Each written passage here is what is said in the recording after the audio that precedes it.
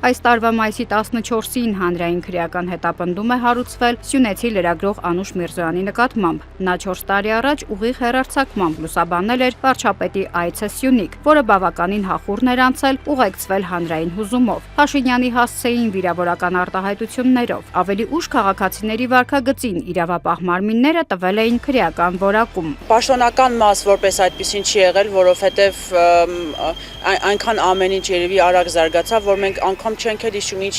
ինչպես ստացվեց, ոնց ստացվեց, տեղի ունեցավ նման իրադարձություններ, մենք լուսաբանեցինք, լայն տարածում ստացավ, մեր գործընկերներն էլ երեք նշում էին, որ իրենք էլ էին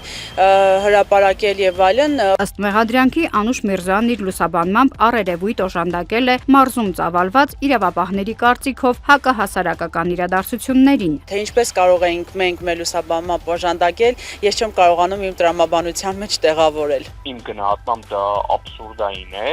այն իրավիճակը դիտարկենք, որ լրագրողը X իրավիճակ նկարելով, լուսաբանելով ու հեռարձակմամբ, դա կարող է թիրախավորել լրագրողին, որ նրա վրա հանրային քրեական հետապնդում կհարուցվի, բայց դատանը գտնվեց իր, այսպես ասած, բարձունքում, քանի որ, այսպես ասած, գործը հիմք չուներ, բողոքը մերժվեց։ Ինչու 4 տարի անց լրագրողի դիտարկմամբ վերջին շրջանում իշխանություններն ակտիվացրել են ընդդիմախոս լրագրողների թիրախավորումը։ Անուշ Միրզոյանը զավեշտ է համարում իր նկատմամբ հարուցված քրեական գործը։ Մենք գնացել էինք Փաշինյանին հարցեր տալու մասնավորի Զանգեզուրի միջանցքի հետ կապված եւ տարբեր եւ ներքաղաքական եւ արտաքին հարաբերությունների վերաբերյալ ու այնպես է ստացվել, որ հարցերին պատասխան չի տրվել, անգամ աշխատակիցներն էլ որոշակիորեն չէին թողնում, որ մոտենայինք։ Եվս մեկ աղմկահարույց դեպք վերջերս իր տանը ձերբակալվեց, այնուհետև կալանավորվեց գյումրեցի հետաքննող լրագրող Լիլիթ Աղեկյանը։ Իրավապաշտպան Զարուհի Փոստանջյանի համոզմամբ Աղեկյանի նկատմամբ քրեական հետապնդումը քաղաքական պատվեր է։ Ըստ նրա օրենքը նախատեսում է քրեորեն հետապնդելի արարքների դեպքում օգտագործել որոշակի գործիքակազմ, բայց դրանք վերաբերելի չեն լրագրողների գնահատողական դիտարկմանը։ Եթե մարդը կարծիք է արտահայտել, որից որևէ պաշտոնյա կամ այլ անձ վիրավորվել է կամ սրբարտություն ենթադրել, ապա պետք է դիմի քաղաքացիական հայցով դատարան։ Ոչ դատավորն է դիմել, ոչ դատական կարգադրիչն է դիմել, ոչ դատարանում գտնվող կողմն է դիմել իրենց, ինչ որ մի մայոր Հովիկյանն է դիմել։ Հիմա սա արդեն կոպիտ խախտում է հանցագործության վերաբերյալ այն աղբյուրը, որը կարող էր տեղեկատվություն տրամադրել իրավապահ մարմիններին, քննչական կոմիտեին, այդ աղբյուրը պատշաճ աղբյուր չէ։ Լիլիթ Աղեկյանի անունից պատրաստված 30 էջանոց բողոքը եւ հարակից փաստաթղթերը ներկայացվելու են վերաքննիչ դատարան։ Փոստանջյանը հիշեցնում է իրավապահ մարմիններին ու քաղաքացիներին, անձին ձերբակալելու ժամանակ ոստիկանը պարտավոր է հստակ պարզաբանում տրամադրել նաև փաստաթղթի տեսքով, ինչու է նրան վերցնում արգելանքի տակ, եթե արգելանքի պահը անմիջական հանցագործության կասկած չի ենթադրում։ Մինչդեռ Աղեկյանի դեպքում իրավապահները գործել են անմիջական հանցանքը կանխելու տրամաբանությամբ, թեև նա տանն էր գիշերազգեստով, հողաթափերով եւ հանրային վտանգավորություն չէր ներկայացնում։ Չպետք է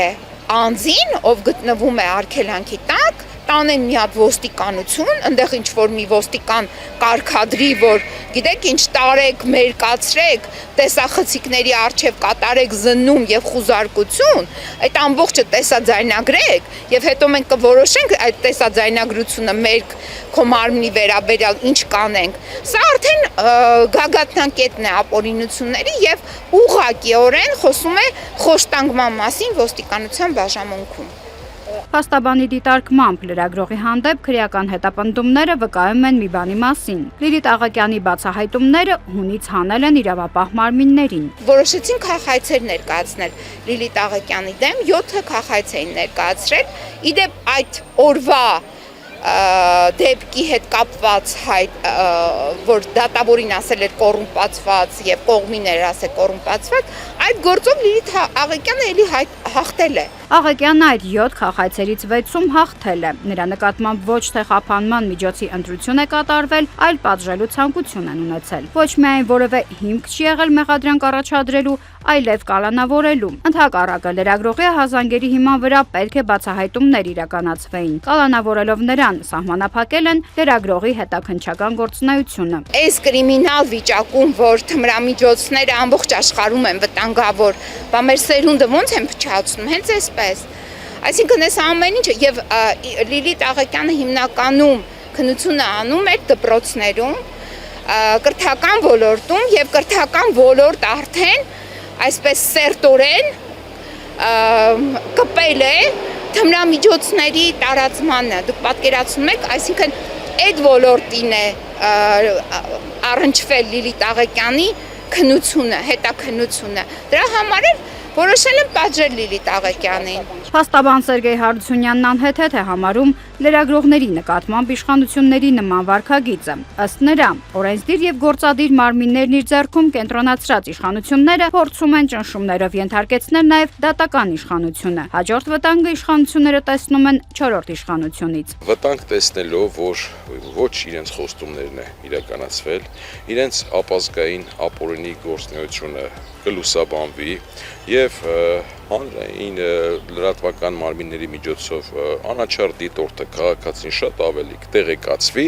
իրենք փորձում են այդ ձևով ճնշել։ Իրավաբանի խոսքով այս ամեն ինչ չէին հասնի, եթե որևէ պաշտոնյա լրագրողին թիրախավորելու եւ վիրավորելու դեպքում կարժանանար իրավական գնահատականի ու կպատժվեր։ Free-News-ը փորձեց մեկնաբանություններ ստանալ նաեւ իշխանական падգամավորներ Վահագն Ալեքսանյանից ու Սիսա Գաբրելյանից, հասկանալու համար, թե ինչու խոսքի ազատության մասին միջազգային զեկույցներում Հայաստանը առաջադիմում, բայց երկրի ներսում ականատեսն ենք լինում քրեական հետապնդումների ու կալանավորման, սակայն մեր զանգերն անպատասխան մնացին։ Նարնե Ղուկասյան, Ստեփան Տիգրանյան, Free-News Armenia։